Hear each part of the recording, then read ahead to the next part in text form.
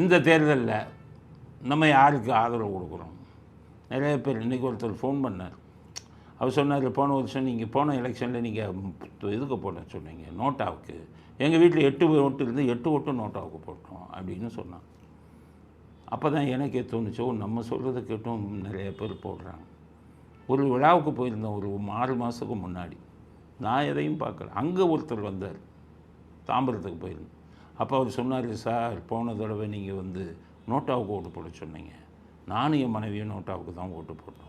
அப்புறம் எனக்கே ஒரு ஆர்வம் வந்தது, நோட்டாவுக்கு எவ்வளோ தான் போட்டிருக்காங்க தாம்பரத்தில் போய் பார்த்தா 31,000 பேர் போட்டிருக்காங்க அப்படின்னு. அது நம்ம சொல்லி போட்டாங்கன்னா அவங்களா போட்டாங்களான்னு தெரியல.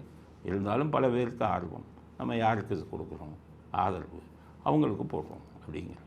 நான் அடிப்படையிலே எம்ஜிஆர் ரசிகன், உங்களுக்கு தெரியும்.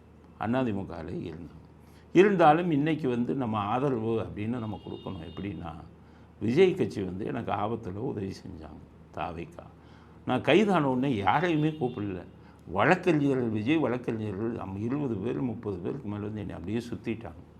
என்னை கைது பண்ணி போலீஸ் வேனில் ஏற்றுற வரை நின்று என்னை கைது பண்ணி அனுப்பிட்டாங்க.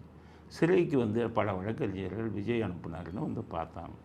அதுக்கப்புறம் நான் ரிலீஸ் ஆகி வரும்போது ஆளுயர மாலை போட்டு இவங்கெல்லாம் வரவேற்பு கொடுத்து, நான் வீட்டுக்கு உள்ளே போகிற வரை என் பின்னாடியே கொடுத்துட்டு போனாங்க. அப்போ நம்ம ஆதரவுன்னு கொடுக்கும்போது நமக்கு யார் ஆபத்தில் உதவி செய்தார்களோ அவர்களுக்கு தானே நம்ம கொடுக்கணும். அப்படி பார்த்திங்கன்னா அதிமுகலேருந்து யாரும் எங்களுக்கு ஆதரவு கொடுங்கன்னு கேட்கல, பிஜேபியில் இருந்து யாரும் எங்களுக்கு ஆதரவு கொடுங்கன்னு கேட்கல. அப்படி இருக்கும்போது நமக்கு உதவி செய்தவர் விஜய் தான். அப்படிங்கிறதுனால இந்த தேர்தலில் நம்ம ஃபாலோயர்ஸ், என்னை பின்பற்றுபவர்கள் 10 லட்சம் பேருக்கு மேலே இருக்காங்க. அவங்க என்னென்ன சொல்கிறத கேட்குறதா இருந்தால், அதன் அடிப்படையில் ஓட்டு போடணும்னு இருந்தால், எங்களுடைய ஆதரவு இந்த தேர்தலில் தாவேக்காவிற்கு தான். தாவேக்காவிற்கு நமக்கு ஆதரவாளர்கள் அத்தனை பேரும் வாக்களியுங்கள். அதிமுக தொண்டர்கள் மன்னிச்சுக்கோங்க, இப்படிப்பட்ட ஒரு முடிவை நான் அதிமுகவுக்கு எதிராக நினைக்கிறேன். உங்கள் அதிமுக தலைவர்கள் யாருமே எங்கிட்ட எந்த ஆதரவும் கேட்கவில்லை. அதனால் இந்த தேர்தலில் நமது நேதாஜி மக்கள் கட்சியின் சார்பாக நாம் ஆதரவை டிவிகேக்கு கொடுக்கிறோம்.